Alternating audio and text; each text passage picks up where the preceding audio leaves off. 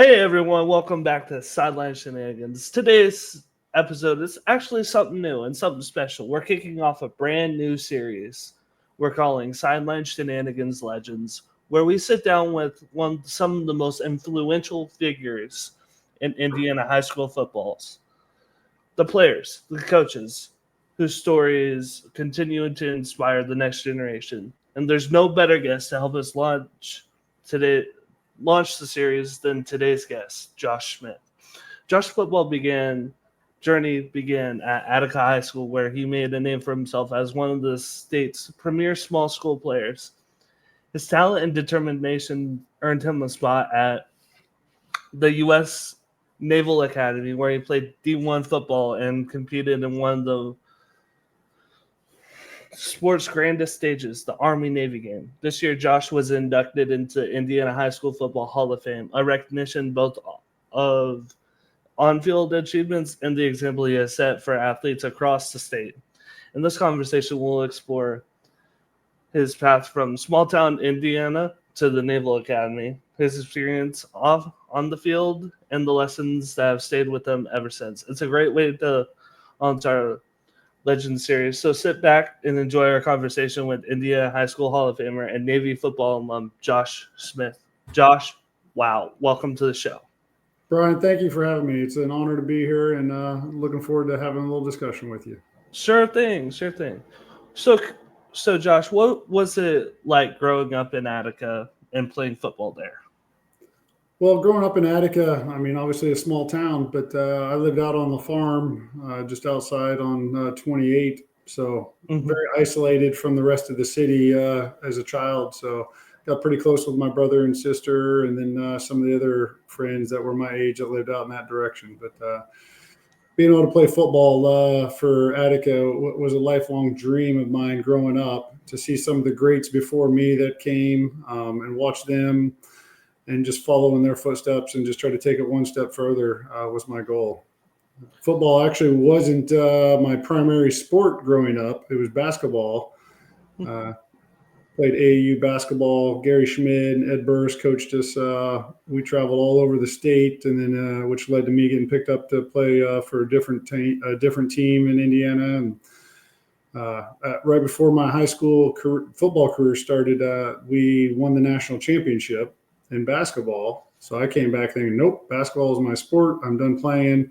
And that's right when we hired Coach Ralph Schrader as our basketball coach. He was also helping out with the football team. He said, no, you need to stick with football. It's going to help you build your strength and get you in shape for basketball. So one thing led to another. That's what I ended up doing, playing. And then after a couple of years, I started getting recruited there. I never thought about doing this football thing in college. It was always basketball.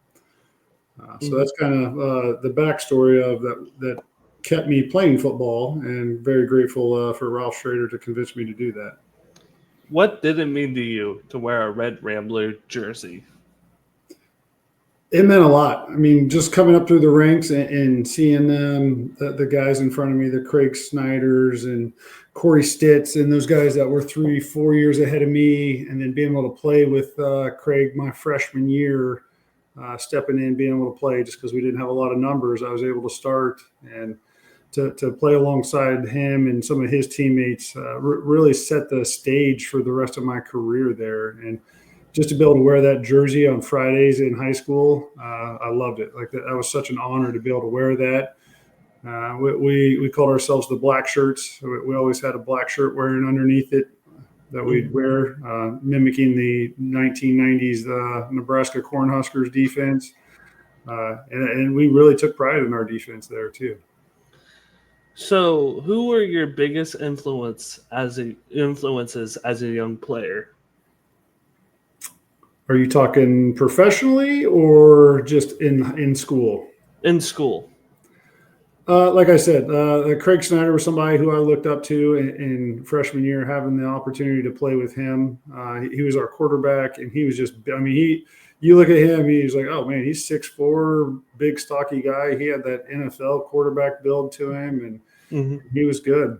So that was definitely one I looked up to my freshman year. And then after that, it was just the next round of seniors. I mean, we had some good players come through, and we got better and better each and every year. Hmm. How would you describe Attica's football culture during your playing days? Well, coming up, I knew it wasn't great, but with the athletes we had coming in and those that were in front of and behind us, we knew I had a great opportunity. Uh, Hmm. but it took a lot of hard work and dedication. It wasn't one of those where we just walked in and said, "Hey, we're here. We're just going to win." There were games where we had to bust our tails to beat people, and I mean, some of our scores didn't reflect how close those games were through most of it, but we just persevered each and every game to put up as many points as we could and to hold them. Because I mean, that was some of the things we were most proud of is when we pitched a shutout. Because I Hmm. mean, a lot of us we played offense and defense. Being from a small school, we played both ways. So being able to do that and just persevere and from the time we were freshmen to seniors, being able to make it to the state championship was a big goal of ours. And we knew we had the capability. We got upset our junior year, and that really left a bad taste in our mouth. So going into that next year, we worked our butts off to get better and better. How did your coaches prepare you for the next level at Attica? Yep. So at Attica, well, definitely conditioning, playing both ways in a football game, you get in great shape. We had some good strength coaches that filtered through, and then just teaching the basics for football. That was the laying the foundation for it. Now going to the next level, I mean, you have to be ready to learn because it it's a eye opening experience going from Class A football to a D1 program, and then learning the different nuances. Hmm. It shocked me of how much, okay, well, we were just good athletes at Attica and being able to react to now, okay, now they're just as good as you at the next level and the preparation that it takes there. So it's just that constant learning progression that you have to go through. Even at the time at Attica, I mean, that's watching the film. Okay, let's watch the film, but what are you watching in the film? Hmm. That's the little things that you learn the differences in. So the Attica piece taught me how to. Okay, yep, you got to watch film. You got to learn from it. Watch your past mistakes. All right, let's watch the next film of the next opponent. Let's figure out game plan, what the coaches are going to do, and then how are we going to instill it. So being able to do the learn from your mistakes and then preparing for your next opponent was a big one as well. So, what's your best advice do you give to small school athletes chasing big dreams? For me, one thing that I always had in the back of my head was I don't care. Like you can tell me I'm from a small school all you want. There's 11 people on the field at a time. That's it. Right? Hmm. And if it's basketball, it's 5-on-5. You can have 2,000 people in your school, but guess what? Only five of them are going to play at a time. And guess what? I'll take my five against your five any day of the week. So that's one thing we always did. I mean, it didn't matter whether it's football or basketball. We were not intimidated by a bigger school because we knew we went out and played AAU. We beat a lot of those schools in AAU, Hmm. and they were piecing together better players from around the area. Whereas we were one team from one small school, and we held our own against some of the best in the state. So that's one thing as a small school. If you're ever going up against a bigger school, I mean, whether it's Benton Centrals or you're starting to play some of the private schools, Central Hmm. Catholic and McCutcheon, West Lafayette was always a big one for us. Don't be afraid of them because guess what? They put their pants on one leg at a time. That was one of the sayings they had at Navy. Was it doesn't matter which school you're going to. Guess what? Everyone gets dressed the same. So, Josh, how did you handle being a standout player at a small school? That's a good question. One thing I was very grounded in.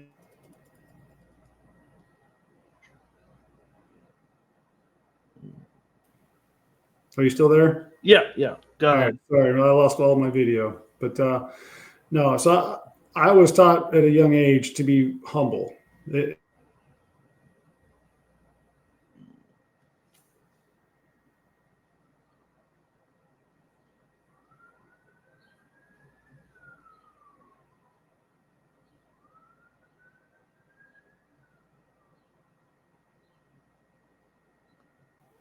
So, Josh, as a small school guy, how did you handle all the attention you were getting from Division One programs? Well, I think one of the biggest things I did was I knew it wasn't just me doing it. I couldn't have done anything without my teammates. I had amazing teammates. We worked our butts off during the summer, working out and at camps and everything, playing basketball together, playing football 7-on-7. I mean, we were in it together. Sure, I got a lot of the attention, but anytime they asked, I was giving it to them. In football, I couldn't have rushed for what I did without all my linemen. I knew that first and foremost. We had some amazing athletes, some bigger kids for a small school. So I think that was one of the number one things. And sure, I'd get razzed a little bit here and there when J&C papers following me around through the school. But just kind of took it with a grain of salt. I just tried to treat it as every day. I mean, I had a mission in my mind to get a scholarship somewhere, and I wasn't going to let showboating or anything like that affect it. And that was one thing my parents instilled in me is you don't have to trash talk. Let your actions on the field or on the court take care of that. So, my biggest question is how did you end up choosing Navy over, say, Purdue, Ball State? That's a good one. I'm very thankful for having the opportunity to go to the Naval Academy. I didn't know there was a United States Naval Academy. The first time they called me to recruit me, they said, yeah, the Navy would like you to come play football. I said, the Navy has a football team? They said, well, it's not the Navy, it's the Naval Academy. I didn't know what a service academy was at the time. Mm-hmm. So I was kind of shell-shocked when I learned about it, and then they brought me out on an official visit, and just being there, kind of that's what really set me up, and was like, yep, this is the type of place I need. It was very regimented. Waking up early. I mean, that's what I did when I was in school. I was up at 6 a.m., me and Dave Foster going to the gym working out, or going to the gym. We were either lifting weights or we were shooting hoops. We were in almost every morning. We had keys to the school at the time. I don't know if they do that anymore, but that's what we did together and just busted our tails for it. The academy came in early in my senior year. I was getting recruited pretty heavily by Purdue for football, and they ended up offering. They had one spot left, and it came down to me and another kid. His 40 time was a tenth faster than me, so they ended up taking him. Asked me to be a preferred walk-on. I think if they offered me, I would have gone to Purdue 100%. But they did not. And then I had some partial scholarships offered to Indiana State for football. Wabash wanted me for football and basketball, DePaul. And then later, after I'd already committed to Navy, after one of our basketball, I think it was semi-state for basketball, West Virginia came up and offered me, but I told them I'd already committed. And then Purdue actually wanted me for basketball as well, but they wanted me to go to prep school because they didn't have scholarships left. We were playing basketball tournament before my senior year out in Vegas, and Gene Cady and Bobby Knight and all those guys were there. So it just kind of led me down that path of, hey, I want to play D1 football, and ended up being that was the Naval Academy. And I was very fortunate that a lot of my extracurriculars that I did really helped me get in. My grades were okay. Attica didn't have a weighted grading scale, so even though I took all the AP courses, people who took all the easy courses were ranked ahead of me because they got better grades. So, but still worked out that being class president, student body president, National Honor Society, that sort of stuff, the academies look very highly on a lot of the extracurriculars and especially leadership positions. So I think that helped me get through the wickets of the admission process at the Naval Academy. So, what would you say what was the biggest adjustment going from small town Attica, Indiana, to Annapolis, Maryland? Well, first off, I was shell shocked when I got there. My parent, they do this big, it's called I Day, Introduction Day, where they initiate all the freshmen, which they call plebes at the Naval Academy. And here I am, this cocky high school kid. I'm like, nah, don't come out. Like, I'm just going to start doing all this training and crush it. And I mean, I didn't know anything about the military. I mean, in my mind, I was like, well, I'm just going to crush it there, and I'm going to come out higher ranking than what they say I'm going to. That's not how it works. Everyone comes out the same rank. So that was definitely the biggest adjustment. When I got there, I started laughing at these guys. They had to do high knees and square corners is what it's called. So right turns everywhere you go, and you got to yell something, either go Navy or beat Army at every corner. And when I walked in, I laughed at the kids doing it. And the guy next to me goes, what are you doing? Like, that's going to be us in 5 minutes. I said, not me. It was me in 5 minutes. So it was definitely shell shock. The recruiting definitely got me, didn't set me up for what I thought I was getting set up for. But that was the biggest adjustment for me, was just one, I'd never been away from home for more than a week. And I was just gone for at least, I think it was 6.5 weeks, what they call plebe summer, your indoctrination to the military. And then, and then my parents came out for Parents Weekend, and then you flow right into football and school. So what was your first day like as a Navy football player? So when I got there, Navy was not a great football team. We'd only won, I think, one game the year before I got there, and in my freshman year, going through, we actually went 0-10 because that was September 11th, so that game got canceled. So we only had 10 games that year, and we didn't win one. But that first practice, if you'll call it, because I didn't get to play at all as a freshman.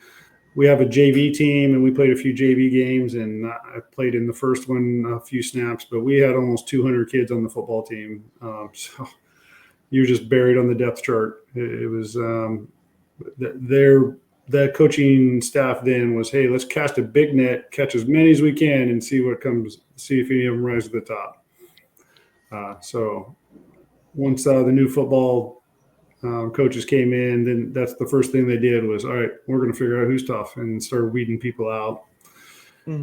We did exercises until people quit, walked off the field. So that was a big change, mindset and culture-wise there. But just being able to get away for us when we're going through plebe summer was, I mean, just being able to get away to the football team, get a lift in or whatever we were doing football-wise, just throwing the football around. It was a relief because we weren't getting screamed at. That was the biggest thing. Like, you're getting yelled at your entire time during plebe summer, and that was your escape, was football. And then that carried through for the next 4 years while I was there. Was football was your escape. The school is really hard. It's rigorous. You have all these other competing requirements, but when you get to football, you got to focus on football. What is your favorite memory of playing in an Army-Navy game?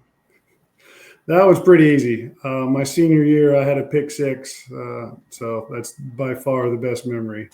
I only got to play in two. My sophomore year, we killed them up in New York, and then in Philly, my senior year. I missed my junior year Army-Navy game. I had to get my appendix out 2 days prior to the game.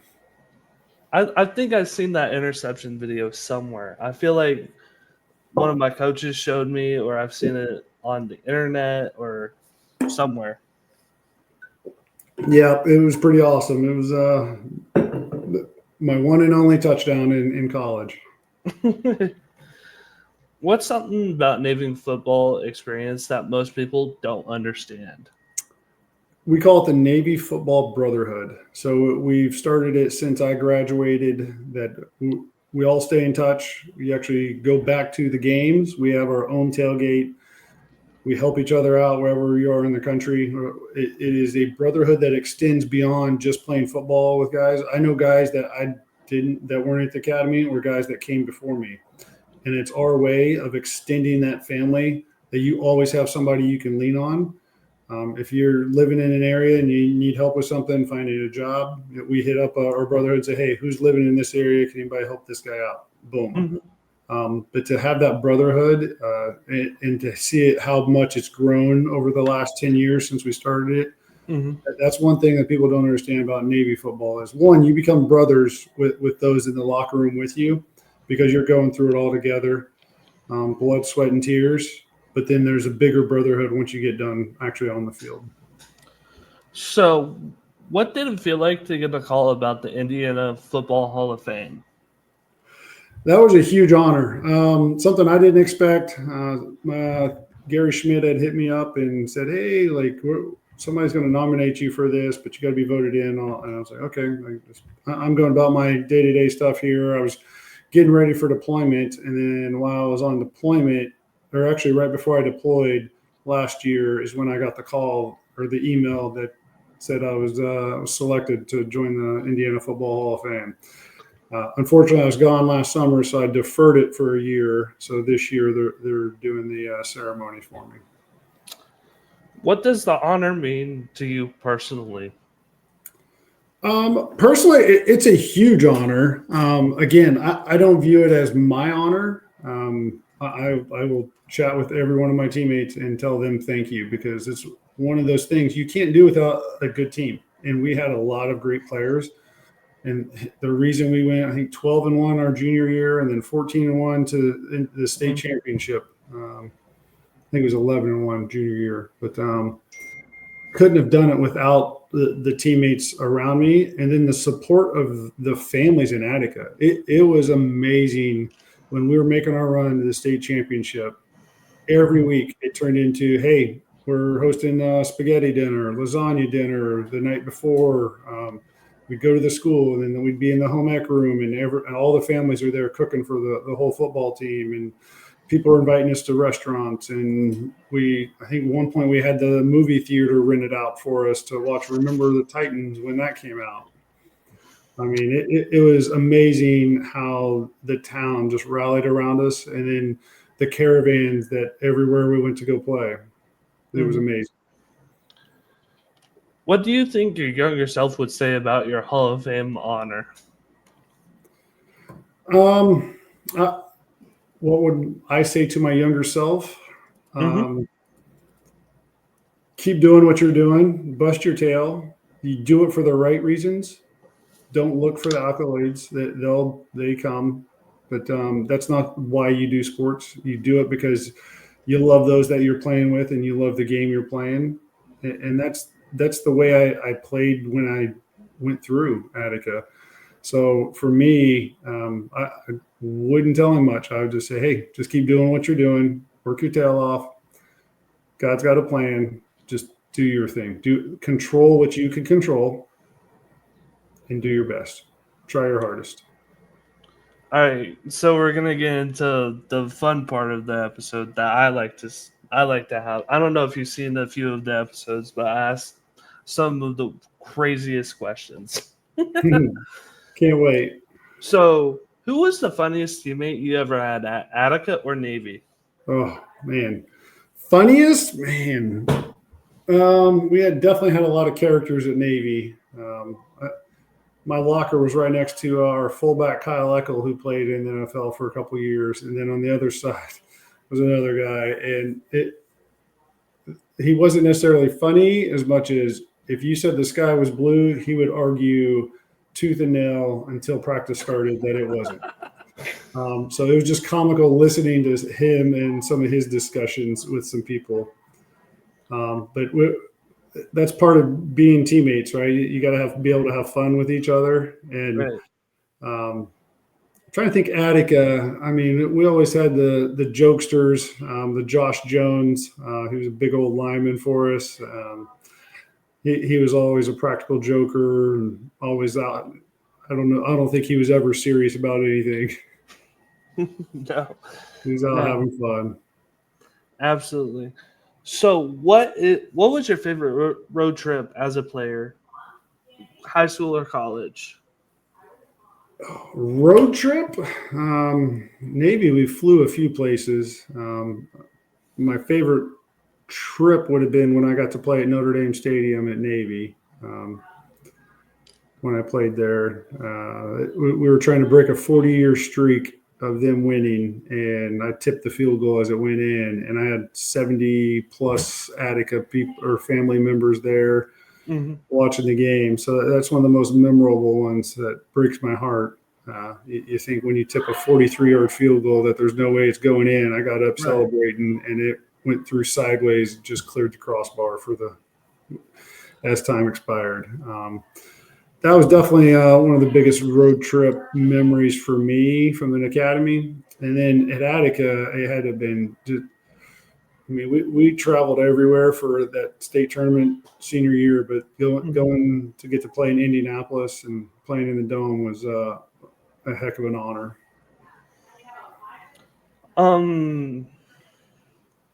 If you could suit up one more time, which teammates would you want beside you? All of them? I mean, that's tough because I think if we have a healthy Nate Larson in the state championship, we win that game. He was hobbled by an ankle sprain. But, yeah, Nate and I are still best friends to this day. Mm-hmm. But, yeah, having a healthy Nate Larson for that state championship game would have been a big difference. Who was your biggest supporter during your playing days? The whole town of Attica. Obviously. I loved everybody at Attica. I mean, I love coming from a small town, and I love going back and seeing everybody. But yeah, I mean, my parents were the biggest supporters. Obviously, they were always there for me until I got my driver's license. They were the ones taking me everywhere or trying to give me rides because, cell phones weren't around back then. So using that phone. And then they traveled all throughout the entire country when I went to Navy. My parents, they went to Texas, they went to California, Indiana, or Maryland so many times. So they've definitely been there. My wife, I was dating her in college. She's traveled all over the place. She was a huge supporter of me. We actually weren't even dating, and she still came to my semi-state basketball game because we were friends from student council. That's what's up. Yeah, she's been a supporter since high school. I went and watched her run track in high school, so she's been there the whole time with me. So, when was the last time you went to Attica for a game? Ooh, for a game, it's definitely been a few years. I'm a call signs coach, and I do a lot of coaching of my kids, so it's tough to sneak away on the weekends to get back for them because I'm coaching their sports usually. It's been a good little while. I make it back there 2 or 3 times a year, but it's usually over Christmas break or definitely been a while since I've been back for a football or basketball game. Yeah, definitely. Like with this podcast, I'm gonna start going to games, talking to players. I've already interviewed a lot of coaches for this podcast. But how do you stay connected with the football community today? Do you still hear me? Yes, sir. All right. Still staying connected. Well, one, I have we have a fantasy football league with a lot of the guys I played football with. Some of the guys a year ahead of me, Pond on there, Theron, Foster, Nate Larson, Travis Childress. So that's a good way to stay connected with those guys. We're always talking trash to each other on there. And Dave Gaylor's on there, Ben Crane, he's a couple of years older than my brother, and my cousin who was our class. So that's definitely the main way I stay in contact. And then a couple years ago, I was able to make it home in August when they were doing practice. So I went out and watched some of the football practices, or one of the practices when they were out there. And then Navy football wise, last year was the first year I didn't make it to one of the games. We actually have season tickets this year, so we're going to make it up to some games, and it's our 20-year reunion up there. Nice. So we're heading back up for that one, and then, like I said, that Navy football brotherhood, that's a big one that we all stay connected through. And then we have a chapter down here where I live in Virginia Beach that we can meet up and watch some games together or help each other out. All right, Josh, I want to thank you again for coming on. Personally, you're one of my biggest heroes. I've heard about you all my life. I just want to thank you for everything you've done for Attica football. Well, I appreciate it, and thank you for having me on. And it's a complete honor. Like I said, it wasn't just me out there. It was me and 10 other of my best friends up.